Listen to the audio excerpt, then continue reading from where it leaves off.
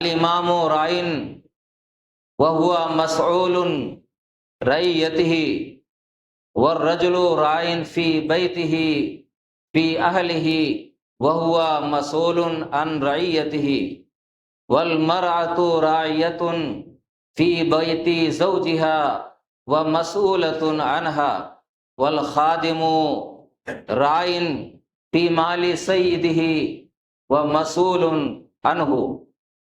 متفق علیہ۔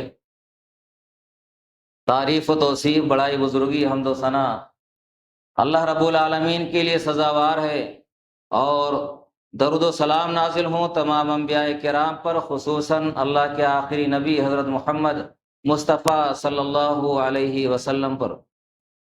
میرے بھائیوں، میں نے آپ کے سامنے سورہ احزاب کی آیت نمبر 72 تلاوت کی ہے۔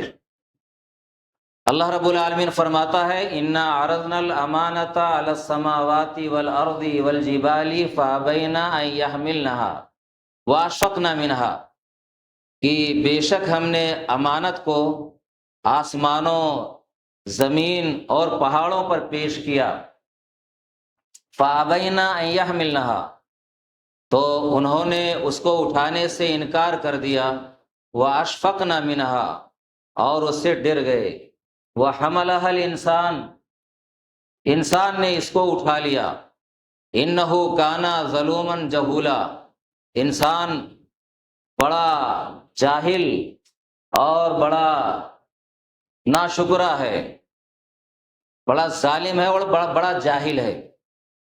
حدیث میں نے جو آپ کے سامنے پیش کی ہے، عبداللہ بن عمر رضی اللہ تعالی عنہما راوی حدیث ہیں، فرماتے ہیں کلکم رائن وکلکم مسئول عن رعیتی، تم میں سے ہر آدمی ذمہ دار ہے، نگراں ہے، اور ہر آدمی سے اس کی ذمہ داری کے تعلق سے پوچھا جائے گا۔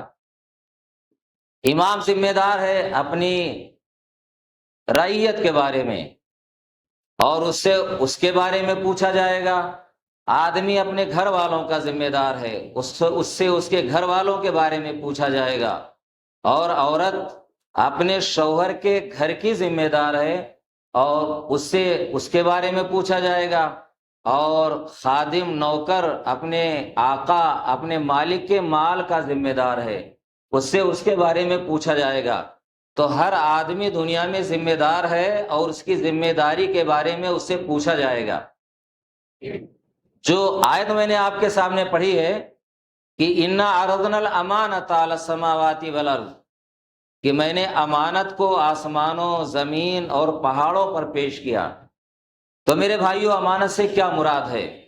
امانت کا مطلب یہ ہے کہ اپنی آزاد مرضی سے، یعنی اپنی مرضی سے اللہ تعالیٰ کے احکام کی اطاعت کی ذمہ داری لینا۔ دنیا میں بہت سارے معاملات ہیں، بہت سارے احکام ایسے بھی مل جائیں گے کہ مخلوق مجبور ہے، یعنی آزاد نہیں، مجبور ہے، اس کو ویسے ہی کرنا ہے، اختیار نہیں ہے۔ لیکن اللہ رب العالمین نے بہت سارے احکام خاص کر انسانوں اور جناتوں کے لیے دنیا بھر احکام ہے کہ انسان کو اختیار دیا ہے، جنوں کو اختیار دیا ہے، چاہیں تو کریں چاہے تو نہ کریں۔ مخلوق مجبور ہے بعض چیزوں میں، کیسے؟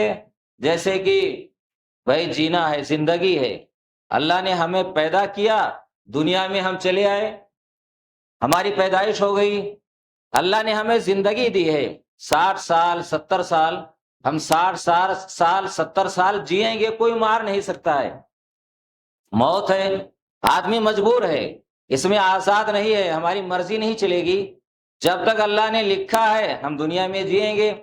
لیکن اس کے علاوہ بہت سارے احکام دنیا میں ہیں کہ اللہ رب العالمین نے آزاد کیا ہے، ہمیں اختیار ہے، چاہیں تو مانیں چاہیں تو نہ مانیں۔ اللہ رب العالمین نے یہی بات پہاڑوں پر پیش کیا، آسمانوں پر پیش کیا، زمین پر پیش کیا کہ تمہیں آزادی دی جاتی ہے، چاہو تو کرو، چاہو تو انکار کر دو، کرو گے تو جنت کی نعمتیں تمہارے لیے ہیں، اور نہیں کرو گے تو جہنم کا ابدی عذاب ہے، ہمیشہ کا عذاب ہے۔ تو آسمان ڈر گیا، آسمان ڈر گئے، زمین ڈر گئی، پہاڑ ڈر گئے، لیکن انسان نے قبول کر لیا۔ میرے بھائیوں، اللہ نے کہا کہ انسان بڑا ظالم ہے اور بڑا جاہل ہے، کس نے قبول کر لیا؟ دنیا میں دیکھیے بہت سارے احکام ہیں، یہ سب امانت ہیں اللہ رب العالمین کی طرف سے۔ ہم اس کو کرتے ہیں کہ نہیں کرتے ہیں؟ اللہ رب العالمین نے آزادی دی ہے، اور ہمارے لیے آخرت کا عذاب بھی تیار ہے اور آخرت کی نعمتیں بھی تیار ہیں۔ اللہ کے نبی صلی اللہ علیہ وسلم نے حدیث میں فرمایا کہ ہر آدمی ذمہ دار ہے۔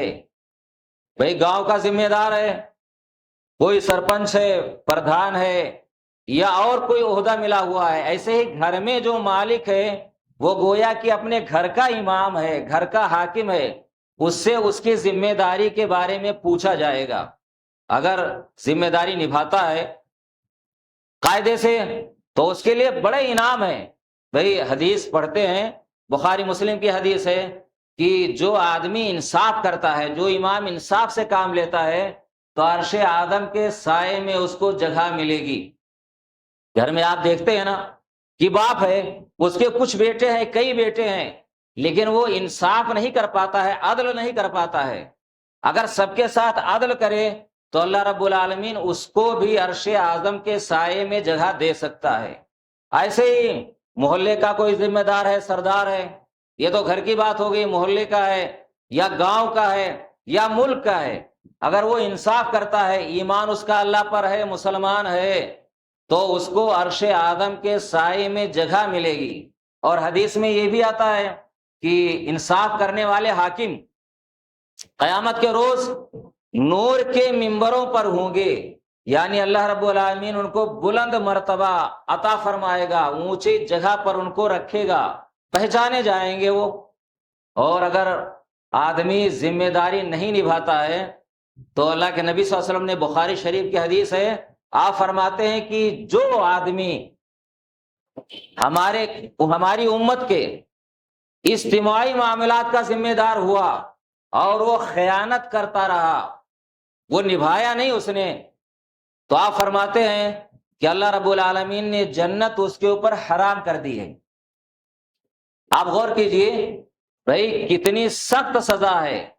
آج ہر آدمی ذمہ دار بننا چاہتا ہے، بھائی کرسی سب کو چاہیے، ہر آدمی چاہتا ہے کہ ہمیں کرسی ملے، لیکن ذمہ داری نبھانے کی طاقت ہے کیا کسی میں؟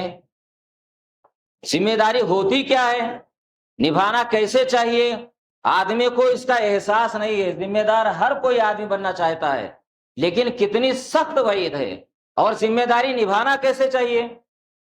معقل بن یسار رضی اللہ تعالیٰ عنہ راوی حدیث ہیں، طبرانی شریف کی حدیث ہے، فرماتے ہیں کہ جس کسی نے میری امت کے اجتماعی معاملے کی ذمہ داری قبول کی، پھر اس نے ان کی خیر خواہی نہیں کی۔ عبداللہ بن عباس رضی اللہ تعالیٰ عنہ کی ایک دوسری حدیث ہے، اس میں آپ فرماتے ہیں کہ اللہ کے رسول نے فرمایا کہ اس نے ان کے کام کے لیے، یعنی امت کے اجتماعی کام کے لیے اپنے آپ کو ایسے نہیں تھکایا جیسے اپنے لیے اور اپنے گھر والوں کے لیے تھکاتا ہے۔ تو آپ نے فرمایا کہ ایسا آدمی جہنم میں منہ کے بل ڈال دیا جائے گا۔ اب آپ غور کیجئے، بھائی کتنی سخت وعید ہے، بھائی کتنی محنت کرنی چاہیے۔ ہمیں عہدہ ملا ہے، ذمہ داری ملی ہے، تو ہمیں کتنی محنت کرنا چاہیے۔ ہم اپنے لیے کتنا بھاگ دوڑ کرتے ہیں، بھائی راتوں کی نیند، دن کا چین غارت ہے، اپنے گھر والوں کے لیے ہم کتنا پریشان رہتے ہیں۔ کوئی ذمہ داری اس طرح نبھاتا ہے کیا؟ شاید ہی کوئی ملے۔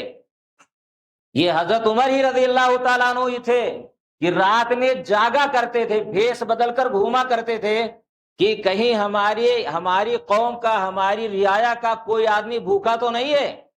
اور انہی کا قول تھا کہ اگر فرات کے کنارے ایک کتا بھی بھوک سے مر جائے تو مجھے ڈر ہے کہ قیامت کے روز اللہ اس کے بارے میں ہم سے پوچھے گا۔ یہ ہوتی ذمہ داری۔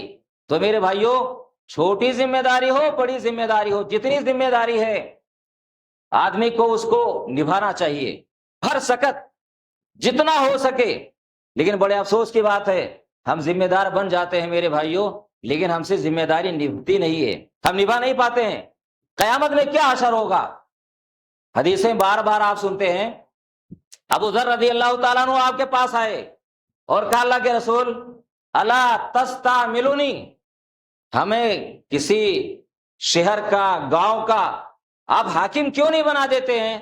تو آپ نے کہا، آپ نے ان کے کندھے پر ہاتھ مارا، کہا ابو ذر انکا ضعیف، کہ تم کمزور ہو، وَإِنَّهَا نِدَامَةٌ، اور یہ ندامت کا باعث ہوگا، شرمندگی کا باعث ہوگا، وَإِنَّهَا خِزْيٌ وَنِدَامَةٌ، یہ رسوائی کا باعث ہوگا اور شرمندگی کا باعث ہوگا، إِلَّا مَنْ أَخَذَهَا بِحَقِّهَا، مگر جو اس کو اس کے حق کے ساتھ لے، یعنی جو حق بنتا ہے اس کو نبھاؤ، اگر نبھا لے گئے تو قیامت میں اللہ رب العالمین اس کا بدلہ دے گا، ورنہ ندامت اور شرمندگی کا باعث ہوگا۔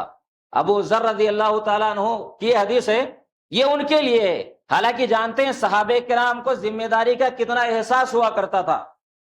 ابو ہریرہ رضی اللہ تعالیٰ عنہ راوی حدیث ہے، بخاری شریف کی حدیث ہے کہ آپ نے کہا کہ ایک زمانہ آئے گا نا، تم حرص کرو گے عہدہ لینے کے لیے، تمنا کرو گے کہ ہمیں عہدہ مل جائے، کرسی مل جائے، اور کہا قیامت کے روز یہ شرمندگی اور ندامت کا باعث ہوگا، رسوائی کا باعث ہوگا۔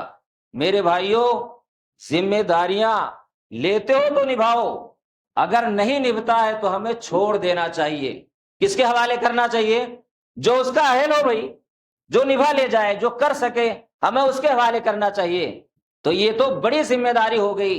میرے بھائیوں، ہمیں گھروں میں بھی انصاف سے کام لینا چاہیے۔ جو والدین ہوتے ہیں، ماں باپ ہوتے ہیں، یہ صرف باپ کی ذمہ داری نہیں ہے، ماں بھی ہے اگر ایسی نا کہ بہوؤں کے ساتھ انصاف نہیں کرتی ہے تو اس کا بھی حشر برا ہوگا۔ بھائی ساس بن گئی ہے گھر میں اور سسر بن گئے ہیں لوگ، تو گھروں میں 4 بیٹے ہیں، 3 بیٹے ہیں، 2 بیٹے ہیں، ہمیں انصاف سے کام لینا چاہیے، سب کو ایک نظر سے دیکھنا چاہیے۔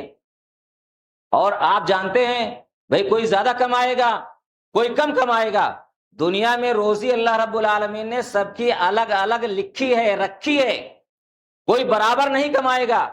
لیکن ہمیں اگر ایک ساتھ میں ہے، ایک چولہا جلتا ہے سب کا ساتھ میں، تو ہمیں سب کے ساتھ انصاف سے کام لینا چاہیے۔ اللہ نے عورت کے لیے کہا ہے کہ عورت بھی ذمہ دار ہے۔ بھائی گھر کا آدمی ذمہ دار ہے، عورت بھی گھر کی ذمہ دار ہے، اس سے پوچھا جائے گا عورت کس طرح ذمہ دار ہے۔ بھائی عورت گھر میں مال کس طرح خرچ کرے؟ بھائی مال شوہر کما کر لاتا ہے، وہ کیسے خرچ کرے؟ جیسے چاہے ویسے نہیں خرچ کر سکتی ہے، جائز طریقے سے خرچہ کرے، فضول خرچی نہ کرے، اور بچوں کی دیکھ ریکھ کرے۔ دوسری بات یہ، بھائی شوہر کی کمائی میں کبھی زیادہ ہو سکتا ہے، کبھی کم ہو سکتا ہے، کبھی بھاگ دوڑ کر رہا ہے، کما کر نہیں لا پاتا ہے، گھر میں اگر فاقہ بھی ہو رہا ہے، تو ایک نیک عورت کی پہچان یہ ہے کہ شوہر کی دلداری کرے، اس کے سامنے نخرے نہ دکھائے کہ کیا کما کر کے لاتے ہو، تمہارے گھر میں جب سے آئی مجھے آرام نہیں ملا۔ یہ اچھی عورت کی پہچان نہیں ہے۔ نیک عورت کون ہوتی ہے؟ جو گھر کی نگرانی کرنے والی ہے۔ نیک عورت کی پہچان کیا ہے؟ بھئی اللہ کے رسول مثالی بیویاں جو گزری ہیں پرانی، خدیجہ رضی اللہ تعالیٰ عنہ کو دیکھ لیجئے آپ، ہمارے نبی پریشان حال گھر آتے تھے تو وہ ڈھارس بندھاتی تھیں، ہمت دلاتی تھیں کہ آپ تو ایسے ہیں، آپ ایسے ہیں، اللہ آپ کو رسوا نہیں کرے گا، اللہ آپ کو ذلیل نہیں کرے گا، آپ گھبرائیے نہیں۔ بھئی ہاں ٹھیک ہے، بعض لوگ ایسے مل جائیں گے جو محنت نہیں کرتے ہیں، کماتے نہیں ہیں، لیکن جو واقعی بھاگ دوڑ کرتا ہے، ہماری قسمت میں اتنا ہی لکھا ہے، اللہ نے اتنا ہی لکھا ہے، تو عورت کو چاہیے کہ راضی بارضا رہے، خوشی کے ساتھ برداشت کرے ساری چیزیں۔ اور مثالی بیوی کی پہچان کیا ہے؟ حدیثوں میں آتا ہے نا، اسلاف کے واقعات ہیں۔ ایک مثالی بیوی گھر میں نگرانی کیسے کرتی ہے؟ قاضی شرح گزرے ہیں، بہت بڑے قاضی تابعی تھے، تو یہ بتاتے ہیں اپنا واقعہ کہ میں نے ایک عورت سے شادی کی۔ وہ عورت جب آئی تو کہا کہ میں شادی سے پہلے سہاگ رات میں، شب ضحیٰ میں، کہا کہ میں وضو بنا کر گیا، نماز کے لیے کھڑا ہو گیا، کہا کہ میں نے سلام پھیرا تو میں نے دیکھا کہ میری بیوی بھی میرے پیچھے کھڑی ہے، یہ کون ہے؟ یہ مثالی بیوی کی پہچان ہے، نیک بیوی کی پہچان ہے۔ انہوں نے سلام پھیرا تو وہ بھی پیچھے کھڑی تھی، جب نماز سے فارغ ہو گئی وہ بھی، تو یہ دونوں پاس میں بیٹھے، انہوں نے اس کی طرف ہاتھ بڑھایا تو کہا کہ رک جاؤ، کہا کہ دیکھو تمہارے قبیلے میں بھی بہت ساری لڑکیاں تھیں، ہمارے قبیلے میں بہت سارے مرد تھے، لیکن اللہ رب العالمین نے مجھے تمہارے لیے لکھا تھا، تم کو میرے لیے لکھا تھا، ہماری شادی ہو گئی۔ کہا کہ میں تمہارے لیے ہوں، صبر سے کام لو۔ کہا کہ پہلے یہ بتاؤ کہ تمہیں کون سی عادت پسند ہے، کون سی عادت ناپسند ہے، تم کیا چاہتے ہو، کس کے لیے چاہتے ہو کہ کون گھر میں آئے کون گھر میں نہ آئے۔ یعنی اس نے ان کی پوری رضامندی، کہا کہ کیا آپ پسند کرتے ہیں، کیا آپ پسند نہیں کرتے ہیں، کن کے لیے آپ چاہتے ہیں کہ وہ گھر میں آئے، کن کے لیے چاہتے ہیں وہ گھر میں نہ آئے۔ اب سوچئے یہ کس کی پہچان ہے؟ ایک اچھی عورت کی پہچان ہے کہ وہ اپنے شوہر کی رضامندی دیکھے کہ گھر میں کس کے آنے کو پسند کرتا ہے، کس کے آنے کو ناپسند کرتا ہے۔ تو میرے بھائیوں، ایک عورت اپنے شوہر کے نا اشارے ابرو کو دیکھتی ہے کہ میرا شوہر کیا چاہتا ہے۔ آج عورتیں شوہروں کی اتنی قدر کرتی ہیں کیا؟ بھائی اللہ کے نبی صلی اللہ علیہ وسلم نے فرمایا ہے کہ اگر میں کسی کو حکم دیتا کہ وہ سجدہ کرے، یعنی کسی انسان کو حکم دیتا کہ کسی انسان کو سجدہ کرے، تو کہا کہ میں ایک عورت کو حکم دیتا کہ وہ اپنے شوہر کو سجدہ کرے۔ کیوں؟ اللہ رسول کے بعد سب سے بڑا درجہ شوہر کا ہے، تو شوہر کی اجازت کے بغیر عورت کو کہیں نہیں جانا چاہیے، بنا پوچھے نہیں جانا چاہیے۔ اگر شوہر کہے کہ اپنے ماں باپ کو چھوڑ دو تو یہ عورت پر فرض ہے نا، ماں باپ کو چھوڑے گی۔ بھائی جائز طریقے سے، اگر غلط طریقے سے کہہ رہا ہے تو سمجھائے، لیکن بات ماننا پڑے گا، کیونکہ سب سے بڑا درجہ اللہ رسول کے بعد شوہر کا ہے۔ میرے بھائیوں دیکھیے، سجدے کے لیے کہا کہ اگر سجدہ کسی کے لیے روا ہوتا نا تو میں کہتا کہ ایک عورت اپنے شوہر کو سجدہ کرے۔ ماں کی ذمہ داری کیا ہے؟ بھائی اپنے گھر کی دیکھ ریکھ کرے، اپنے بچوں کی دیکھ ریکھ کرے۔ حدیث میں آتا ہے کہ یہ بچوں کی پرورش کرنا، تربیت کرنا، گھر کی دیکھ ریکھ کرنا کا یہ عورتوں کا جہاد ہے۔ بھائی مرد لوگ میدان جنگ میں جاتے ہیں کافروں سے جہاد کے لیے، لیکن عورت کا جہاد کیا ہے؟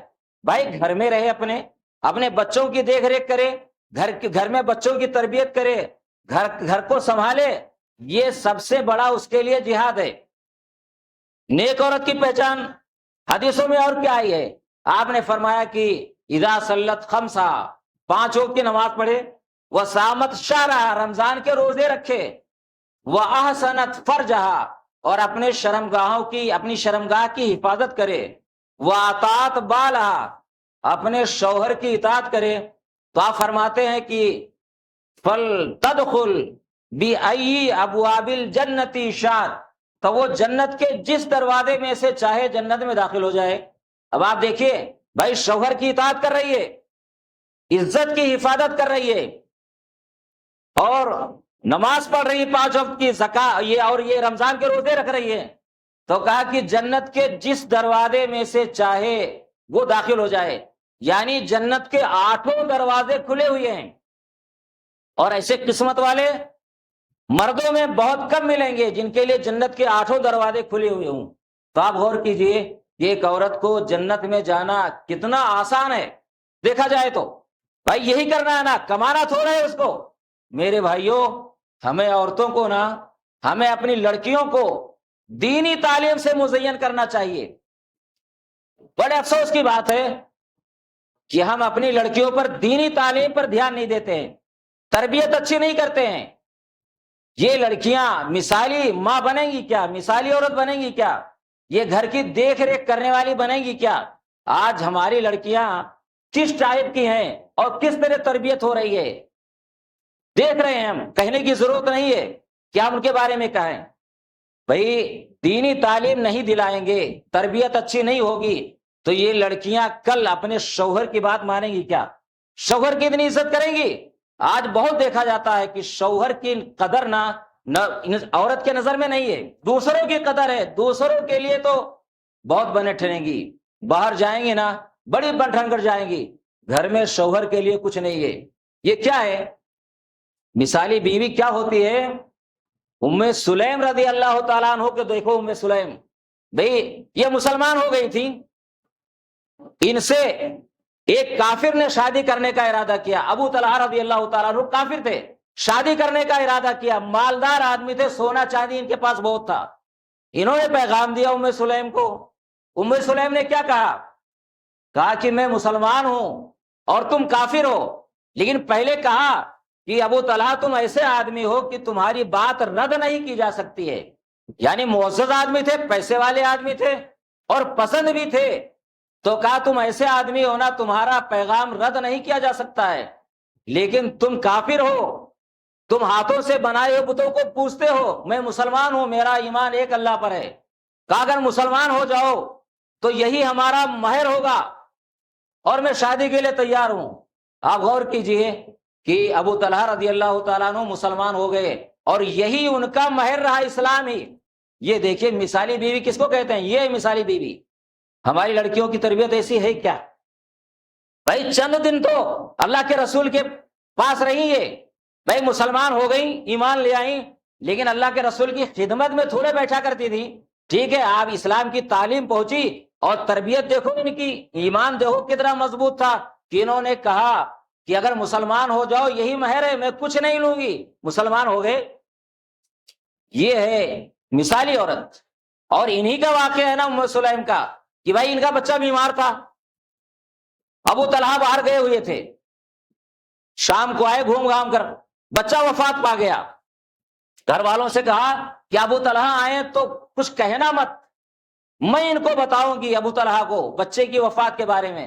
بچے کو نہلا دھلا کر گھر کے کونے میں لٹا دیا، گھر والے چپ ہیں۔ ابو طلحہ آئے تو کہا کہ بچے کی کیا حالت ہے؟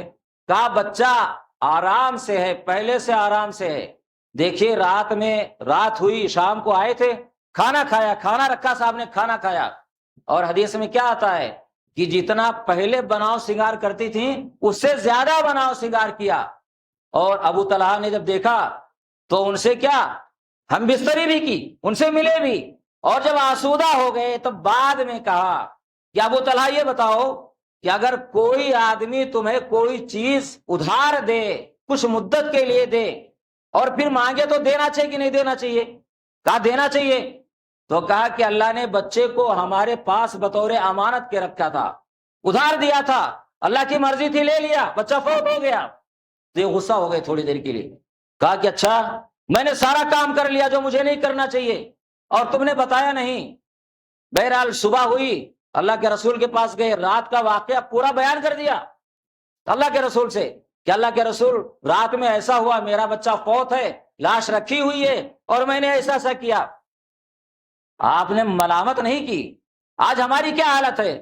بڑے افسوس ہوتا ہے کوئی مر گیا ہے تو واویلا ہو رہا ہے، شور ہو رہا ہے، ماتم ہو رہا ہے، اور لوگ کھانا گوارا نہیں کرتے، کھانا کہ لاش رکھی کھانا کھا لیں، یہ قابل ملامت سمجھتے ہیں۔ کھانا کھایا پیٹ بھر کر، ہم بستری کی دیکھیے، اور اس کے بعد تو کہا اللہ کے رسول سب کام ہو گیا، تو آپ نے ان کو دعا دی کہ اللہ رب العالمین تم دونوں کے آج کے ملاپ میں برکت دے۔ اللہ نے بیٹا عطا کیا، دیکھیے بیٹا عطا کیا۔ یہ مثالی بیوی ہوتی ہے، صبر و شکر والی بیوی ہوتی ہے۔ افسوس ہوگا نا، تعجب ہوگا، بھائی غم منانا ہے اسلام میں 3 دن تک، لیکن کوئی آدمی ایسا ہو غم ہی نہ منائے کہ بھئی اللہ کی مرضی تھی، فوت ہو گیا بچہ، مر گیا مرنے والا، غم نہ منائے، تو یہ گناہ ہے کیا؟ اور یہ تو اور زیادہ ثواب ہے، یہ بڑے ہمت کا کام ہے، بڑے عظیمت کا کام ہے۔ لیکن دیکھیے ام سلیم رضی اللہ تعالی عنہا نے کس طرح کیا، اور اس صحابیہ کا واقعہ یاد کر لو کہ اللہ کے رسول کے پاس ایک مہمان آیا، بڑا بھوکا تھا، کہ اللہ کے رسول کھلا دیجئے ہمیں، بہت بھوکا ہوں میں کھانا نہیں کھایا اتنے دنوں سے۔ تو آپ نے صحابہ کرام سے کہا، پہلے اپنے گھر میں بھیجا ساری بیویوں کے پاس، تو سب سے جواب آیا کہ اس ذات کی قسم جس نے آپ کو حق کے ساتھ بھیجا ہے، گھر میں سوائے پانی کے کچھ نہیں ہے۔ پھر آپ نے کہا کہ بھائی اس کی مہمان نوازی کون کرے گا؟ تو کوئی تیار نہیں ہو۔ ایک صحابی اٹھے کہ اللہ کے رسول میں لے جاتا ہوں، گھر میں لے گئے, بیوی سے کہا کہ کیا ہے کھانے کے لیے گھر میں؟ کہا کچھ نہیں ہے, تھوڑا سا رکھا ہے بچوں کے لیے. تو کہا کہ ٹھیک ہے, بچوں کو سلا دینا, بہلا دینا ان کو, اور کہا کھانا بناؤ, اللہ کے رسول کا مہمان آ رہا ہے. اور کھانا تھوڑا تھا, کہا کہ کھانا کھانے میں بھی بیٹھوں گا ساتھ میں, اور کہا کہ چراغ کی بتی صحیح کرنے کے بہانے چراغ بجھا دینا, اندھیرا ہو جائے گا. مہمان سوچے گا کہ میں بھی کھا رہا ہوں, میں ہاتھ چلاؤں گا جھوٹے, منہ چلاؤں گا, پلیٹ تک ہاتھ لے جاؤں گا, منہ تک لاؤں گا, اندھیرا ہے. مہمان سوچے گا کہ یہ لقمہ اٹھا کر کھا رہے ہیں, اور پیٹ بھر کر کھا لے گا. دیکھیے رات میں مہمان نے پیٹ بھر کر کھا لیا, یہ بھوکے رہ گئے. صبح اللہ رب العالمین نے قرآن میں آیت اتار دی.